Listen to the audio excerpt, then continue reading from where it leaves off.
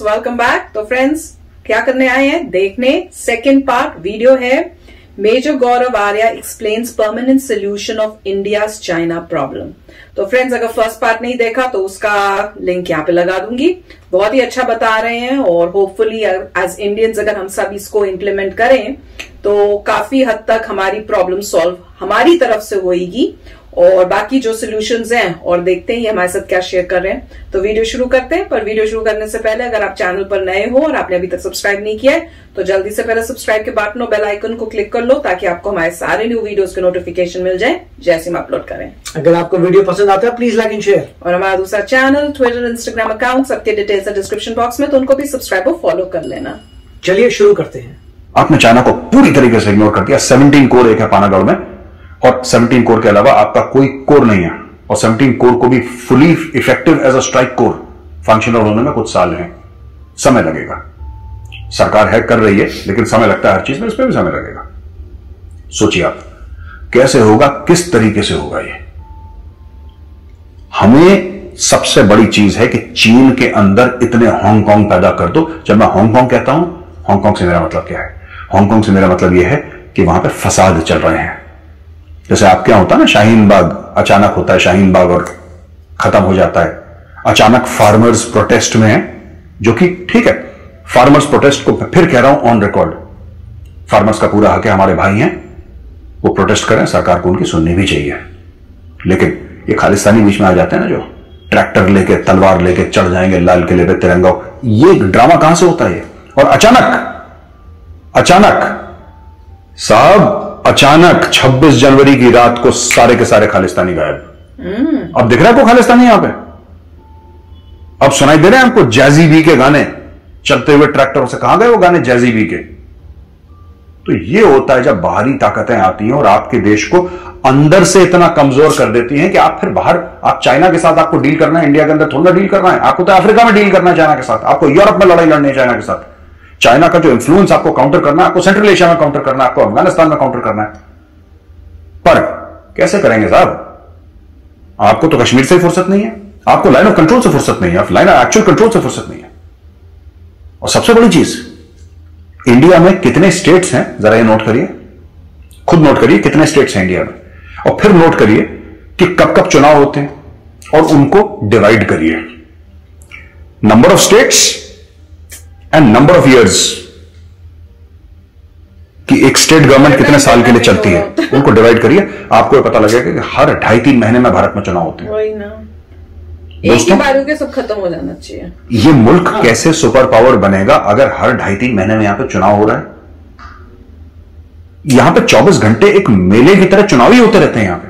तो मैं ये नहीं कह रहा कि चुनाव खत्म करिए, ये नहीं कह रहा, चुनाव बिल्कुल होना चाहिए। क्या ऐसा नहीं हो सकता कि एक बार चुनाव हो और फिर 5 साल के लिए छुट्टी या 4 साल के लिए छुट्टी? क्यों नहीं हो सकता? क्योंकि पार्टी लड़ेगी तो उसमें प्रधानमंत्री जी भी जाएंगे, उसमें सब लोग जाएंगे, उसमें ऑपोजिशन वाली पार्टी जाएंगी, सब लोग जाएंगे चुनाव में। भाई चुनाव का नेचर ऐसा है, क्योंकि you fight elections to win elections, you don't fight elections to lose elections. तो एक ही दोस्तों, आप चुनाव लड़ते हैं जीतने के लिए, आप हारने के लिए थोड़ा ना लड़ते हैं चुनाव। फिर बताइए, एक ही 5 साल में एक बार ऐसा कुछ। जब आपको हर 2.5-3 महीने चुनाव लड़ने हैं तो फिर फॉरेन पॉलिसी का क्या? और फॉरेन पॉलिसी काफी कामयाब फॉरेन पॉलिसी है हमारी, ऐसी बात नहीं। After a very long time we have a very successful and robust foreign policy. लेकिन अगर आपको चीन को काउंटर करना है तो आपको चीन के अंदर हजारों हांगकांग पैदा करने होंगे। ये सबसे जरूरी बात है। एक और बात मैं आपको कहता चलूं दोस्तों, ये 2022 के विंटर ओलंपिक्स हो रहे हैं बीजिंग में, जो कि चाइना की कैपिटल है, और काफी ह्यूमन राइट्स बॉडी प्रोटेस्ट कर रही हैं कि चीन में नहीं होना चाहिए, क्योंकि वीगर मुसलमानों को, उन्होंने 15 लाख वीगर मुसलमानों को जेल में डाल दिया। मैं पहले ही बता चुका हूं डिफेंस ऑफेंस के प्लेटफॉर्म में कि 3 साल के बच्चे, 3 साल का बच्चा, ये मैंने डॉक्यूमेंट्री में खुद देखा है, 3 साल के बच्चे से पूछा होगा किसी ने, जो वहां पे सर्वे वर्वे करने आते हैं चाइनीज शिनजियांग प्रोविंस में, तो उससे पूछा कि तुम्हारा नाम क्या है? तो छोटे बच्चे ने बोला मेरा नाम मोहम्मद है, उसको जेल में डाल दिया। 3 साल के बच्चे का नाम मोहम्मद है, उसको जेल में डाल दिया। उसका जुर्म यह है कि उसका नाम मोहम्मद है, मुसलमान है, उसको जेल में डाल दिया, है ना। और ऐसे चीन की चाकरी करता है पाकिस्तान, और बड़े गर्व के साथ, बड़े फख्र के साथ अपने नाम के आगे लिखता है इस्लामिक रिपब्लिक ऑफ पाकिस्तान। ये मुसलमानों के रहनुमा है, एटम बम है इनके पास। एटम बम है, अकल 2 रुपए की नहीं है। ठीक है, और गुर्दा तो चवन्नी का नहीं है इनके पास, लेकिन मुसलमानों के रहनुमा बनते हैं पाकिस्तानी। तो ये इनका किरदार है, ये इनकी असलियत है। देखिए, उसी से फ्रेंडशिप हमें इस पे इन्वेस्ट करना होगा कि किसी तरीके से 2022 विंटर ओलंपिक गेम्स चाइना में दुनिया भर में प्रोटेस्ट हो उसके खिलाफ। जितने भी चाइनीज एम्बेसीज हैं दुनिया भर में, उनके सामने झंडा लेके, अलग अलग, भारतीय नहीं, पूरे दुनिया में लोग उनके सामने पहुंचे और कंडे उनको बोलो कि तुम छोड़ो, तुमने 15 लाख मुसलमानों को जेल में क्यों डाला, क्यों डाला उनको जेल में। और अगर कोई ईरानी, मैं जानता हूं मेरे ईरानी भाई हैं, आप हिंदी फिल्में देखते हैं और मैं जो कह रहा हूं आप समझते हैं, आप टूटी फूटी हिंदी बोलते भी हैं फोन पे मेरे साथ। मैं आपका नाम नहीं लूंगा, जो आप में से जर्नलिस्ट हैं, जो ड्राई फ्रूट के ट्रेडर्स हैं, मेरे संपर्क में हैं, मैं आपसे सिर्फ एक रिक्वेस्ट करना चाहता हूं। चाइना आपके मुल्क में इन्वेस्ट कर रहा है $400 बिलियन, आपको बहुत बहुत मुबारकबाद। ठीक है सर, दुनिया ने आपको बॉयकॉट कर दिया, दुनिया कहती है आपसे तेल नहीं खरीदेंगे, सबसे बड़ा प्रोडक्ट आपका वही है ऑयल, चाइना आपसे खरीदेगा। लेकिन आप भी इस्लामिक मुल्क हैं। चीन ने पाकिस्तान में क्या करा? चीन ने पाकिस्तान में बलूचिस्तान में शराब की फैक्ट्री खोल दी, इस्लामिक रिपब्लिक के बीच में, और चीन ने बोला सब शराब पियो, मस्त रहो। इस्लाम में तो शराब पियो, मस्त रहो, हाका नूडल खाओ, क्या फर्क पड़ता है। और इस्लामिक रिपब्लिक ऑफ पाकिस्तान ने बोला कि बिल्कुल एकदम डन, आप चाइनीज हैं साहब, बिस्मिल्लाह करिए, आप जाइए दारू की फैक्ट्री खोलिए, यही आपके साथ करेंगे। आपको लगता है $400 बिलियन आपके मुल्क में आएंगे, मुफ्त में आएंगे? $400 बिलियन चाइना फ्री में देगा? चाइना अपने पैर के जूते के नीचे रखेगा, ईरान को रगड़ देगा जब उसका मन चाहेगा, वो अपनी मनमानी करेगा, क्योंकि वो आपका तेल ले रहा है, ऑयल ले रहा है, क्योंकि वो ऑयल और कोई मुल्क ले नहीं सकता, क्योंकि ईरान के ऊपर सैंक्शंस है भाई, ईरान के ऊपर, आपके ऊपर सैंक्शंस है, और चाइना नहीं मांग। इसलिए बहुत जरूरी है चाइना के ऊपर नकेल कसना, हर जगह से चाइना की घेराबंदी में। फिर बात कर रहा हूं वही बात जो जॉर्ज फर्नांडिस जी ने कही थी 1998-97, मुझे साल याद नहीं है, लेकिन उन्होंने बात कही थी, मुझे पक्का याद है क्योंकि मुझे पता था। उस वक्त हमारी यूनिट जेएनके में थी और तब मैंने खबर खुद पढ़ी थी, मुझे आज भी याद है, आप इंटरनेट पर सर्च करिएगा आपको मिलेगा, जहां पे उन्होंने बोला था कि real threat is China not Pakistan. उस समय मैं भी बड़ा सरप्राइज था। हम लोग तो वहां पे थे, we were facing the Pakistanis.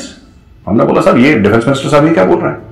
आज जब थोड़ा सा और पढ़ लिख गए, थोड़ा सा बचपना चला गया, थोड़ा सा अकल आ गई, थोड़ा ज्यादा नहीं आई, थोड़ी बहुत अकल आ गई, तो आज ये एहसास होता है कि जॉर्ज फर्नांडिस जी ने जो बात जो कही थी इतने साल पहले, उन्होंने गलत बात नहीं कही थी, उन्होंने बिल्कुल सही बात कही थी। और हमारे स्ट्रेटेजिक थिंकर्स को अब ये समझ आ गई है कि पाकिस्तान विल इम्प्लोड, पाकिस्तान तो खत्म केस है। पाकिस्तान को मैं बड़ी जिम्मेदारी के साथ आपसे कह रहा हूं, पाकिस्तान को नॉर्मल कंट्री, नॉर्मल मुल्क कोई भी इदारा बना नहीं सकता। वर्ल्ड बैंक अपना पैसा डाल दे, कोई पैसा पाकिस्तान का पूरा अशराफिया जो टॉप क्रीम है सबका सब बाहर है, पाकिस्तान में कोई नहीं, क्योंकि उनको खुद पता है ना।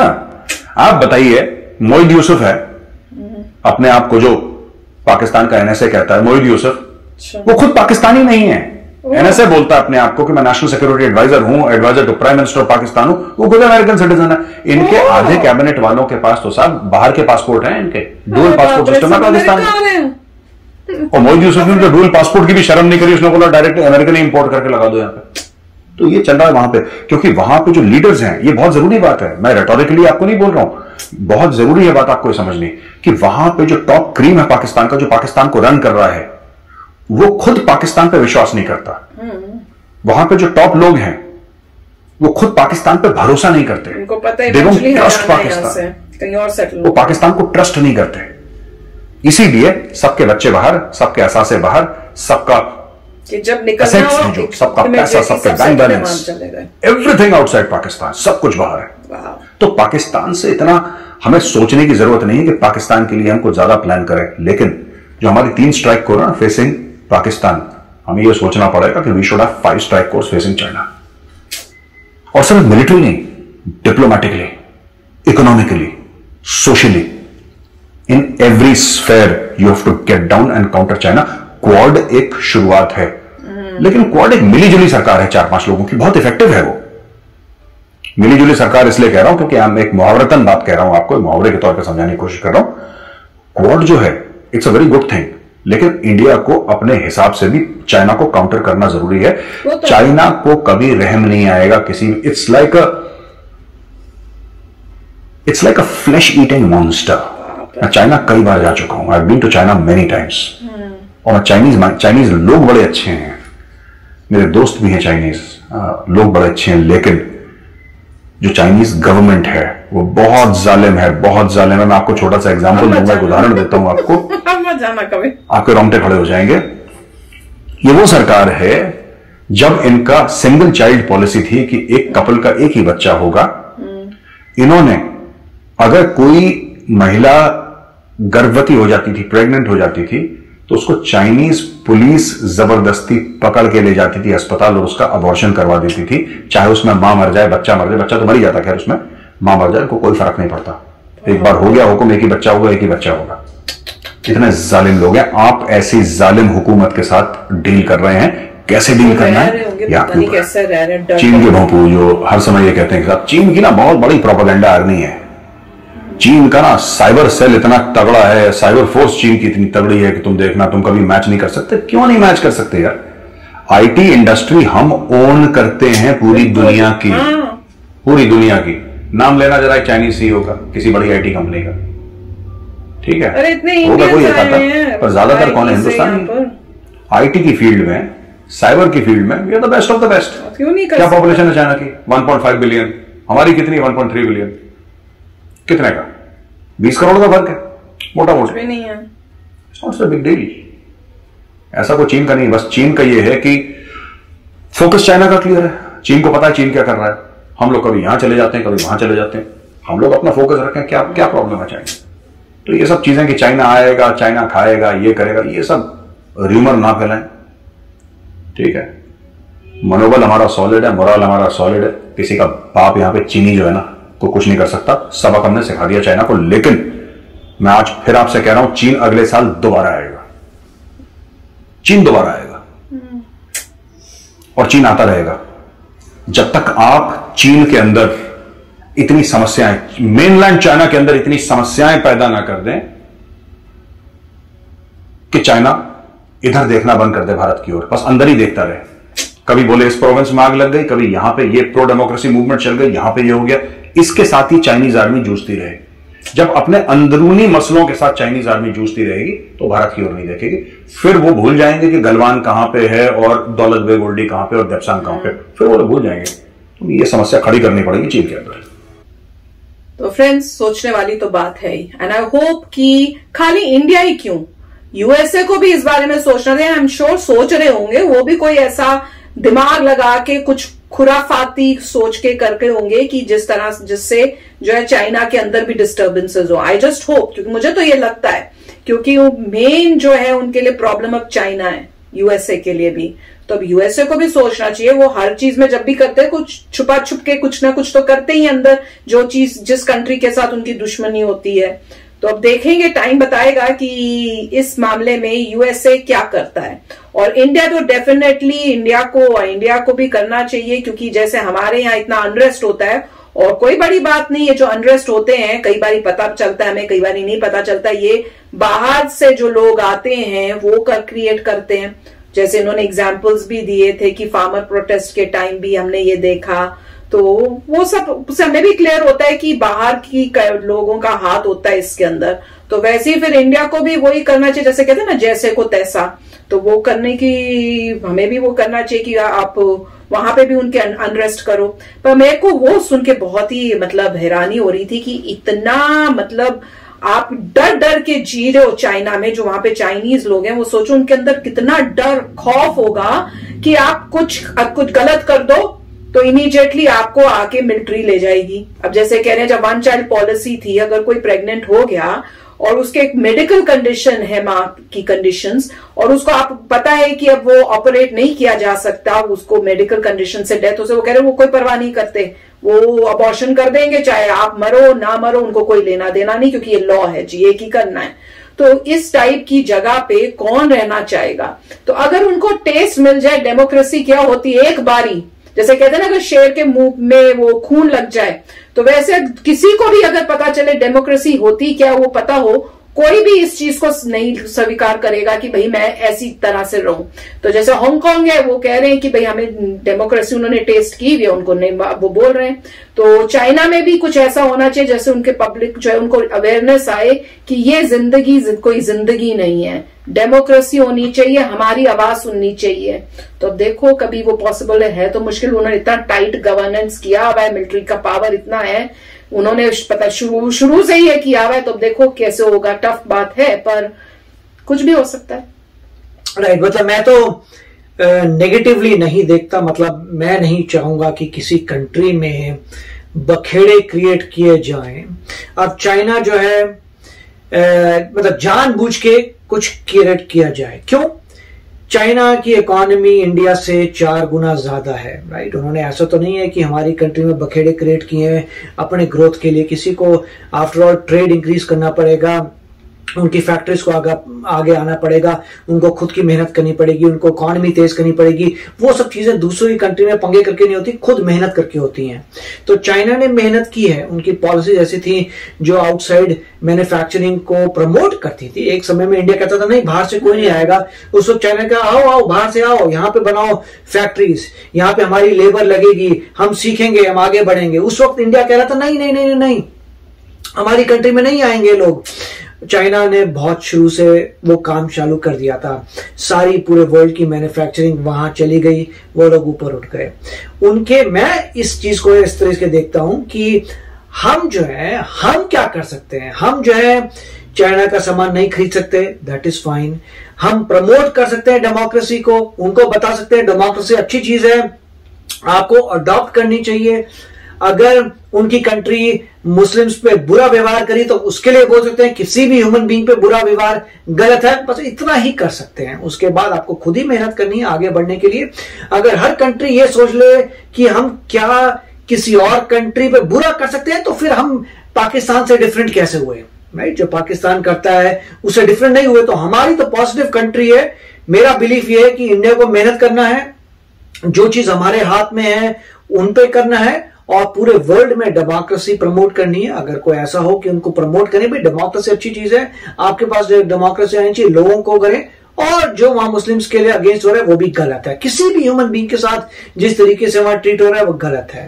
तो वही मेरे ख्याल से वो ये भी यही कह रहे हैं कि इन्हीं बातों को आपको प्रमोट करना चाहिए, और अगर आप इन बातों को प्रमोट करते हैं तो ऑटोमेटिकली वहां पे प्रॉब्लम शुरू होगी। क्योंकि अगर कोई कंट्री चाहती है कि डेमोक्रेसी ना आए और लोग डेमोक्रेसी मांग रहे हैं तो उनकी प्रॉब्लम शुरू होगी, मगर वो सही चीज है। हमें देखना चाहिए कि अच्छी बात है कि आपकी कंट्री में भी क्रांति होगी, आपकी कंट्री में भी रेबेलियन होगा डेमोक्रेसी के लिए, ये अच्छी बात है, क्योंकि डेमोक्रेसी में लोगों के पास पावर आती है। तो उस एस्पेक्ट से ये ठीक है, मगर अब मेरे ख्याल से इंडिया को कोई नेगेटिव चीज नहीं करनी चाहिए किसी भी देश में। सिर्फ पॉजिटिव बातें कहनी चाहिए कि भाई हम डेमोक्रेटिक हैं, आपको भी डेमोक्रेटिक होना चाहिए, और अगर आप किसी के साथ बुरा करते हैं आपको नहीं करना चाहिए। हम अच्छा करते चले जाएंगे, हमने मेहनत करनी है। अब अगर जब बोलते हैं कि उनकी 4-5 टाइम्स इकॉनमी बढ़ी है, इसका मतलब क्या है? मतलब वो हमसे 400% आगे हैं, राइट? अगर आप 4 टाइम्स का मतलब 400%, तो देखना पड़ेगा 400% आगे हैं। और अगर इंडिया की इकोनॉमी सिंगल डिजिट में आगे बढ़ती है तो आपको बहुत समय लग जाएगा उनको कैचअप करने में। मगर अगर डबल डिजिट्स में बढ़ती है, अगर इकोनॉमी हमारी बढ़ती है 15%, 20%, तो काफी मतलब कुछ समय में आप क्लोज आ जाएंगे। आप कुछ भी कितने वो भी देखना पड़ेगा आपको। 10 साल देखें, हर साल 20% बढ़ी तो भी 10 साल में आप 200% आए, 20 साल में आप 400% आए, मतलब काफी क्लोज हो गए, अज्यूमिंग कि वो ग्रो नहीं कर रहे। और वो क्योंकि जैसे जैसे बड़े हो रहे हैं तो मतलब 20-25 साल के बाद आप क्लोज आ सकते हैं, प्रोवाइडेड आप जो है बड़ी जबरदस्त ग्रोथ हो इंडिया में, वो पॉसिबल है। तो वही होप है। या फिर जैसे कह रहे हैं वहां पे क्रांति है डेमोक्रेसी की, उनकी ग्रोथ है थोड़ी कम हो जाए, बट मैं ये देखता हूं कि पॉजिटिविटी आप हर कंट्री में प्रमोट करिए डेमोक्रेसी, और प्रमोट करिए अपनी कंट्री में कि हम अपना सामान खरीदें, और ये प्रमोट करिए कि किसी को कोई बुरा ना करे, चाहे किसी रिलीजन का भी आदमी हो। अच्छा वीडियो था। तो चलो फ्रेंड्स, चलते हैं, मिलेंगे नेक्स्ट वीडियो में बहुत ही जल्द। Till then take care and bye bye. तो अगर आप मेरे इस चैनल पे नए हो तो जल्दी से सब्सक्राइब के बटन को हिट करो और बेल आइकन को क्लिक करो, ताकि आपको मेरा जब नया वीडियो मैं लगाऊं आपको उसके बारे में जल्दी से पता चल जाए।